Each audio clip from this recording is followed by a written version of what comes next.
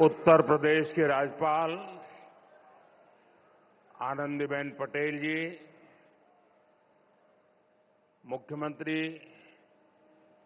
श्रीमान योगी आदित्यनाथ जी, उप मुख्यमंत्री केशव प्रसाद मौर्य जी, ब्रजेश पाठक जी, उत्तर प्रदेश के मंत्री, सांसद और विधायक साथी, प्रयागराज के मेयर और जिला पंचायत अध्यक्ष, अन्य महानुभाव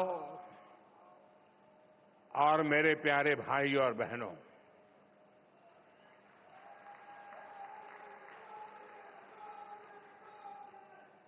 प्रयागराज में संगम की इस पावन भूमि को मैं श्रद्धापूर्वक प्रणाम करता हूं।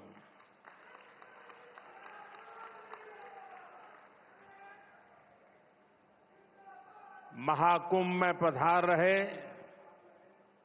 सभी साधु संतों को भी नमन करता हूं। महाकुंभ को सफल बनाने के लिए दिन रात परिश्रम कर रहे कर्मचारियों का, श्रमिकों और सफाई कर्मियों का मैं विशेष रूप से अभिनंदन करता हूं। विश्व का इतना बड़ा आयोजन हर रोज लाखों श्रद्धालुओं के स्वागत और सेवा की तैयारी लगातार 45 दिनों तक चलने वाला महायज्ञ, एक नया नगर बसाने का महाअभियान प्रयागराज की इस धरती पर एक नया इतिहास रचा जा रहा है।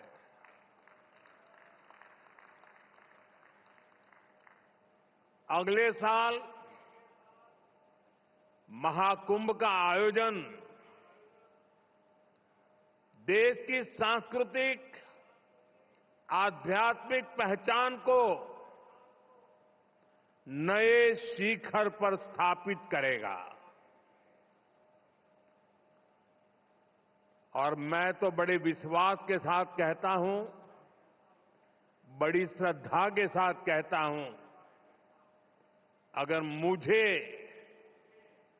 इस महाकुंभ का वर्णन एक वाक्य में करना हो तो मैं कहूंगा, ये एकता का ऐसा महायज्ञ होगा जिसकी चर्चा पूरी दुनिया में होगी।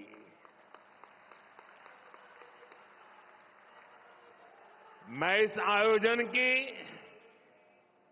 भव्य और दिव्य सफलता की आप सभी को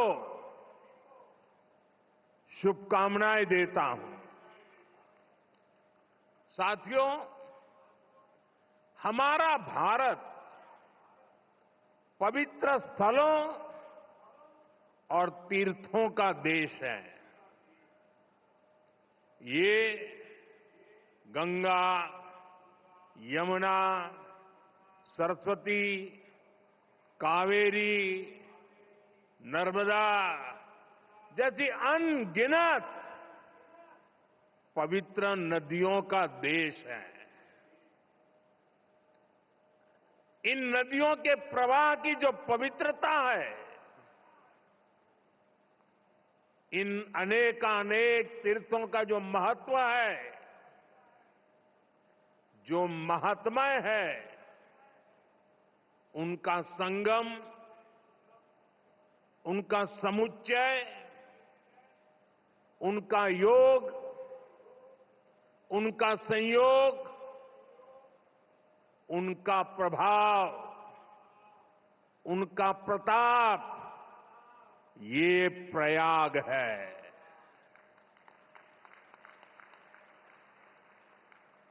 ये केवल 3 पवित्र नदियों का ही संगम नहीं है। प्रयाग के बारे में कहा गया है, माघ मकरगत रवि जब होई, तीरथ पति ही आव सब कोई। अर्थात जब सूर्य मकर में प्रवेश करते हैं, सभी दैवीय शक्तियां, सभी तीर्थ, सभी ऋषि, महर्षि, मनीषी प्रयाग में आ जाते हैं। ये वो स्थान है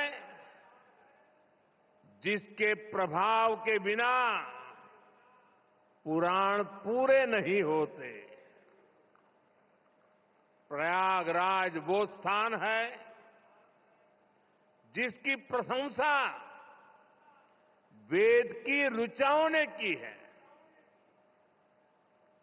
भाइयों बहनों, प्रयाग वो है जहां पग पग पर पवित्र स्थान है, जहां पग पग पर पुण्य क्षेत्र है। त्रिवेणीम माधवम सोमम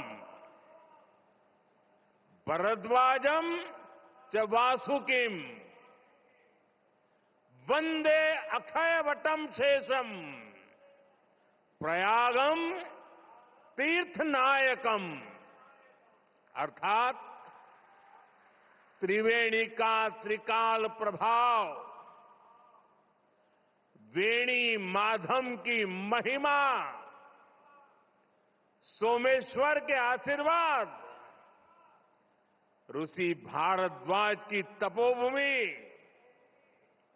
नागराज वासुकी का विशेष स्थान, अक्षय वट की अमरता और शेष की अशेष कृपा, ये है हमारा तीर्थराज प्रयाग।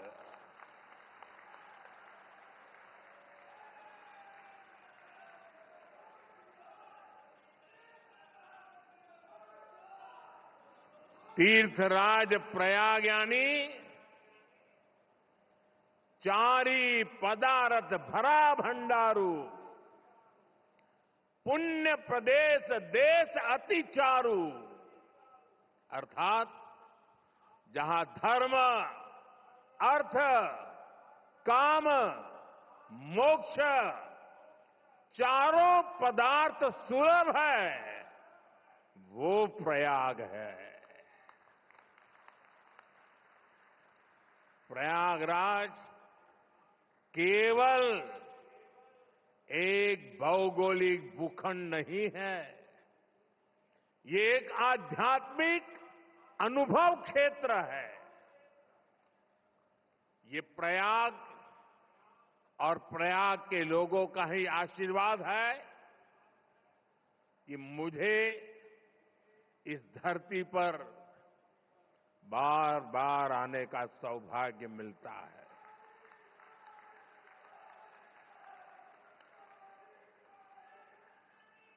पिछले कुंभ में भी मुझे संगम में स्नान करने का सौभाग्य मिला था और आज इस कुंभ के आरंभ से पहले मैं एक बार फिर मां गंगा के चरणों में आकर के आशीर्वाद प्राप्त करने का सौभाग्य प्राप्त किया। आज मैंने संगम घाट के लेटे हुए हनुमान जी के दर्शन किए, अक्षय वट वृक्ष का आशीर्वाद भी प्राप्त किया। इन दोनों स्थलों पर श्रद्धालुओं की सहूलियत के लिए हनुमान कॉरिडोर और अक्षय वट कॉरिडोर का निर्माण हो रहा है। मैंने सरस्वती कूप रीडेवलपमेंट प्रोजेक्ट की भी जानकारी ली। आज यहां हजारों करोड़ रुपए के प्रोजेक्ट का लोकार्पण हुआ है। मैं इसके लिए आप सबको बधाई देता हूं। साथियों, महाकुंभ हजारों वर्ष पहले से चली आ रही हमारे देश की सांस्कृतिक आध्यात्मिक यात्रा का पुण्य और जीवंत प्रतीक है। एक ऐसा आयोजन जहां हर बार धर्म, ज्ञान, भक्ति और कला का दिव्य समागम होता है। हमारे यहां कहा गया है, दश तीर्थ सहस्त्राणि तीस्र कोट्यस्तथा अपराहा सम आगच्छन्ति माध्यातु प्रयागे भरतर्षभ। अर्थात संगम में स्नान से करोड़ों तीर्थ के बराबर पुण्य मिल जाता है। जो व्यक्ति प्रयाग में स्नान करता है वो हर पाप से मुक्त हो जाता है। राजा महाराजाओं का दौर हो या फिर सैकड़ों वर्षों की गुलामी का कालखंड, आस्था का ये प्रवाह कभी नहीं रुका। इसकी एक बड़ी वजह यह रही है कि कुंभ का कारक कोई बाह्य शक्ति नहीं है। किसी बाहरी व्यवस्था के बजाय कुंभ मनुष्य के अंतर मन की चेतना का नाम है। ये चेतना स्वतः जागृत होती है। यही चेतना भारत के कोने कोने से लोगों को संगम के तट तक खींच लाती है। गांव, कस्बों, शहरों से लोग प्रयागराज की ओर निकल पड़ते हैं। सामूहिकता की ऐसी शक्ति, ऐसा समागम शायद ही कहीं और देखने को मिले। यहां आकर संत, महंत, ऋषि, मुनि, ज्ञानी, विद्वान, सामान्य मानवी सब एक हो जाते हैं।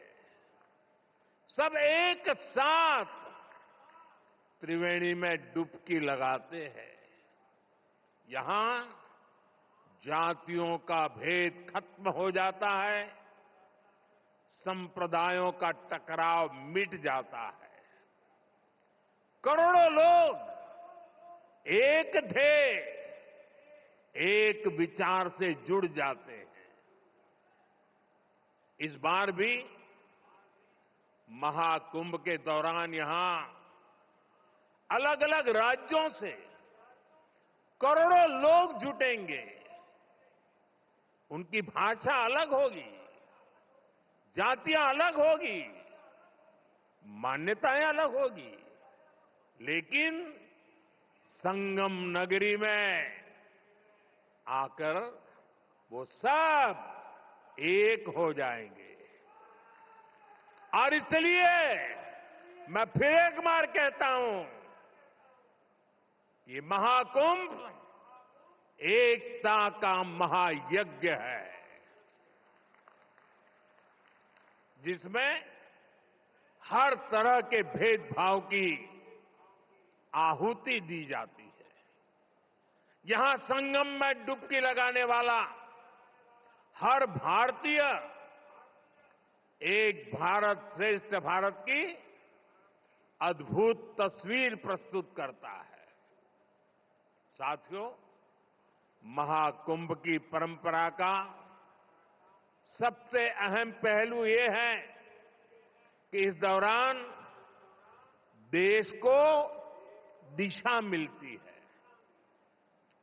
कुंभ के दौरान संतों के वाद में, संवाद में, शास्त्रार्थ में, शास्त्रार्थ के अंदर देश के सामने मौजूद अहम विषयों पर, देश के सामने मौजूद चुनौतियों पर व्यापक चर्चा होती है और फिर संत जन मिलकर राष्ट्र के विचारों को एक नई ऊर्जा देते थे, नई राह भी दिखाते थे। संत महात्माओं ने देश से जुड़े कई महत्वपूर्ण निर्णय कुंभ जैसे आयोजन स्थल पर ही लिए हैं।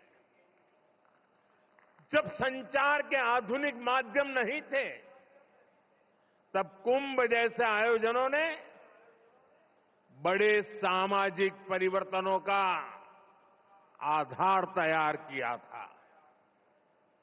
कुंभ में संत और ज्ञानी लोग मिलकर समाज के सुख दुख की चर्चा करते थे, वर्तमान और भविष्य को लेकर चिंतन करते थे। आज भी कुंभ जैसे बड़े आयोजनों का महात्म्य वैसा ही है। ऐसे आयोजनों से देश के कोने कोने में समाज में सकारात्मक संदेश जाता है। राष्ट्र चिंतन की ये धारा निरंतर प्रवाहित होती है। इस आयोजन के नाम अलग अलग होते हैं, पड़ाव अलग अलग होते हैं, मार्ग अलग अलग होते हैं, लेकिन यात्री एक होते हैं, मकसद एक होता है। साथियों, कुंभ और धार्मिक यात्राओं का इतना महत्व होने के बावजूद पहले की सरकारों के समय इनके महात्म्य पर ध्यान नहीं दिया गया। श्रद्धालु ऐसे आयोजनों में कष्ट उठाते रहे, लेकिन तब की सरकारों को इससे कोई फर्क नहीं पड़ता था। इसकी वजह थी कि भारतीय संस्कृति से, भारत की आस्था से उनका लगाव नहीं था। लेकिन आज केंद्र और राज्य में भारत के प्रति आस्था, भारतीय संस्कृति को मान देने वाली सरकार है। इसलिए कुंभ में आने वाले श्रद्धालुओं के लिए सुविधाएं जुटाना डबल इंजन की सरकार अपना दायित्व समझती है। इसलिए यहां केंद्र और राज्य सरकार ने मिलकर हजारों करोड़ रुपए की योजनाएं शुरू की है। सरकार के अलग अलग विभाग जिस तरह महाकुंभ की तैयारियों को पूरा करने में जुटे हैं, वह बहुत ही सराहनीय है। देश दुनिया के किसी कोने से कुंभ तक पहुंचने में कोई दिक्कत न हो, इसके लिए यहां की कनेक्टिविटी पर विशेष फोकस किया गया है। अयोध्या, वाराणसी, रायबरेली, लखनऊ से प्रयागराज शहर की कनेक्टिविटी को बेहतर किया गया है। मैं जिस whole of the government approach की बात करता हूं, उन महाप्रयासों का महाकुंभ भी इस थली में नजर आता है। साथियों, हमारी सरकार ने विकास के साथ साथ विरासत को भी समृद्ध बनाने पर फोकस किया है। आज देश के कई हिस्सों में अलग अलग टूरिस्ट सर्किट विकसित किए जा रहे हैं। Ramayana circuit, Shri Krishna circuit, Buddhist circuit, Tirthankar circuit, इनके माध्यम से हम देश के उन स्थानों को महत्व दे रहे हैं जिन पर पहले फोकस नहीं था। स्वदेश दर्शन योजना हो, प्रसाद योजना हो, इनके माध्यम से तीर्थ स्थलों पर सुविधाओं का विस्तार किया जा रहा है। अयोध्या के भव्य राम मंदिर ने पूरे शहर को कैसे भव्य बना दिया है, हम सब इसके साक्षी हैं। विश्वनाथ धाम, महाकाल, महालोक, इसकी चर्चा आज पूरे विश्व में है।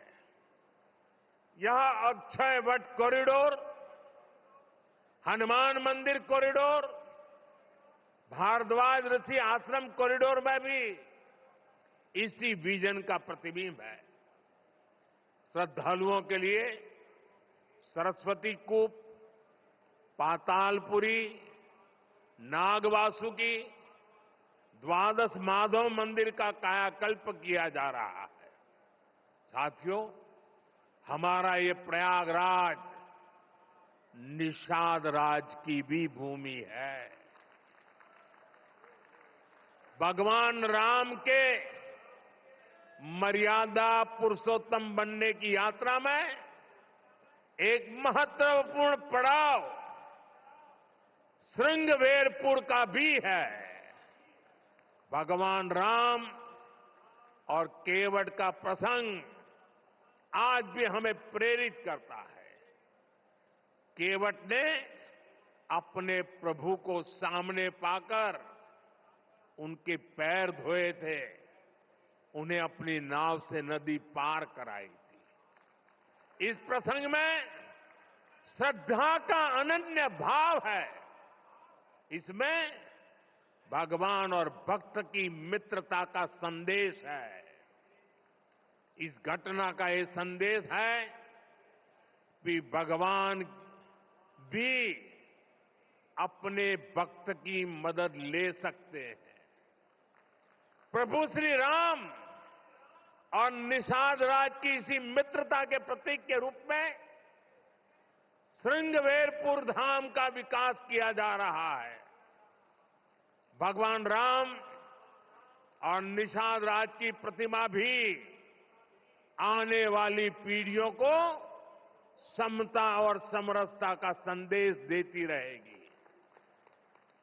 साथियों, कुंभ जैसे भव्य और दिव्य आयोजन को सफल बनाने में स्वच्छता की बहुत बड़ी भूमिका है। महाकुंभ की तैयारियों के लिए नमामि गंगे कार्यक्रम को तेजी से आगे बढ़ाया गया है। प्रयागराज शहर के सैनिटेशन और वेस्ट मैनेजमेंट पर फोकस किया गया है। लोगों को जागरूक करने के लिए गंगा दूत, गंगा प्रहरी और गंगा मित्रों की नियुक्ति की गई है। इस बार कुंभ में 15,000 से ज्यादा मेरे सफाई कर्मी भाई बहन कुंभ की स्वच्छता को संभालने वाले हैं। मैं आज कुंभ की तैयारी में जुटे अपने सफाई कर्मी भाई बहनों का अग्रिम आभार भी व्यक्त करूंगा। करोड़ों लोग यहां पर जिस पवित्रता, स्वच्छता, आध्यात्मिकता के साक्षी बनेंगे, वो आपके योगदान से ही संभव होगा। इस नाते यहां हर श्रद्धालु के पुण्य में आप भी भागीदार बनेंगे। जैसे भगवान कृष्ण ने झूठे पत्तल उठाकर संदेश दिया था, कि हर काम का महत्व है, वैसे ही आप भी अपने कार्यों से इस आयोजन की महानता को और बड़ा करेंगे। ये आप ही हैं जो सुबह सबसे पहले ड्यूटी पर लगते हैं और देर रात तक आपका काम चलता रहता है। 2019 में भी कुंभ आयोजन के समय यहां की स्वच्छता की बहुत प्रशंसा हुई थी।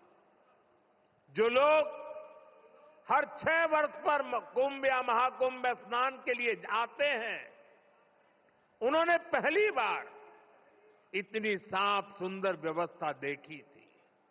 इसलिए आपके पैर धुलकर मैंने अपनी कृतज्ञता दिखाई थी।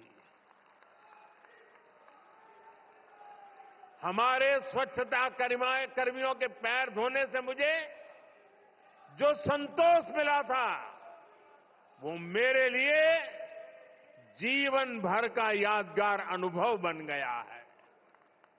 साथियों, कुंभ से जुड़ा एक और पक्ष है जिसकी चर्चा उतनी नहीं हो पाती।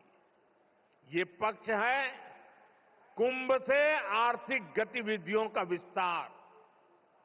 हम सभी देख रहे हैं कैसे कुंभ से पहले इस क्षेत्र में आर्थिक गतिविधियों में तेजी आ रही है। लगभग 1.5 महीने तक संगम किनारे एक नया शहर बसा रहेगा, जहां हर रोज लाखों की संख्या में लोग आएंगे। पूरी व्यवस्था बनाए रखने के लिए प्रयागराज में बड़ी संख्या में लोगों की जरूरत पड़ेगी। 6,000 से ज्यादा हमारे नाविक साथी, हजारों दुकानदार साथी, पूजा पाठ और स्नान ध्यान कराने में मदद करने वाले सभी का काम बहुत बढ़ेगा। यानी यहां बड़ी संख्या में रोजगार के अवसर तैयार होंगे। सप्लाई चेन को बनाए रखने के लिए व्यापारियों को दूसरे शहरों से सामान मंगाने पड़ेंगे। प्रयागराज कुंभ का प्रभाव आसपास के जिलों पर भी पड़ेगा। देश के दूसरे राज्यों से आने वाले श्रद्धालु ट्रेन या विमान की सेवाएं लेंगे। इससे भी अर्थव्यवस्था में गति आएगी। यानी महाकुंभ से सामाजिक मजबूती तो मिलेगी ही, लोगों का आर्थिक सशक्तिकरण भी होगा। साथियों, महाकुंभ 2025 का आयोजन जिस दौर में हो रहा है, वो टेक्नोलॉजी के मामले में पिछले आयोजन से बहुत आगे है। आज पहले की तुलना में कई गुना ज्यादा लोगों के पास स्मार्टफोन है। 2013 में डेटा आज की तरह सस्ता नहीं था। आज मोबाइल फोन में यूजर फ्रेंडली ऐप्स हैं, जिसे कम जानकार व्यक्ति भी उपयोग में ला सकता है। थोड़ी देर पहले अभी मैंने कुंभ सहायक चैटबॉट को लॉन्च किया है। पहली बार कुंभ आयोजन में एआई, आर्टिफिशियल इंटेलिजेंस और चैटबॉट का प्रयोग होगा। एआई चैटबॉट 11 भारतीय भाषाओं में संवाद करने में सक्षम है। मेरा ये भी सुझाव है कि डेटा और टेक्नोलॉजी के इस संगम से ज्यादा लोगों को जोड़ा जाए। जैसे महाकुंभ से जुड़ी फोटोग्राफी कंपटीशन का आयोजन किया जा सकता है। महाकुंभ को एकता के महायज्ञ के रूप में दिखाने वाली फोटोग्राफी की प्रतियोगिता रखी जा सकते हैं। इस पहल से युवाओं में कुंभ का आकर्षण बढ़ेगा। कुंभ में आने वाले ज्यादातर श्रद्धालु इसमें हिस्सा लेंगे। जब ये तस्वीरें सोशल मीडिया पर पहुंचेगी तो कितना बड़ा कैनवास तैयार होगा, इसकी कल्पना नहीं कर सकते। इसमें कितने रंग, कितनी भावनाएं मिलेंगी, ये गिन पाना मुश्किल होगा। आप आध्यात्म और प्रकृति से जुड़ी किसी प्रतियोगिता का आयोजन भी कर सकते हैं। साथियों, आज देश एक साथ विकसित भारत के संकल्प की तरफ तेजी से बढ़ रहा है। मुझे विश्वास है कि इस महाकुंभ से निकली आध्यात्मिक और सामूहिक शक्ति हमारे इस संकल्प को और मजबूत बनाएगी। महाकुंभ स्नान ऐतिहासिक हो, अविस्मरणीय हो, मां गंगा, मां यमुना और मां सरस्वती की त्रिवेणी से मानवता का कल्याण हो, हम सबकी यही कामना है। संगम नगरी में आने वाले हर श्रद्धालु को मैं शुभकामनाएं देता हूं। आप सबका भी मैं हृदय से बहुत बहुत धन्यवाद करता हूं। मेरे साथ बोलिए, भारत माता की, भारत माता की, भारत माता की, गंगा माता की, गंगा माता की, गंगा माता की। बहुत बहुत धन्यवाद।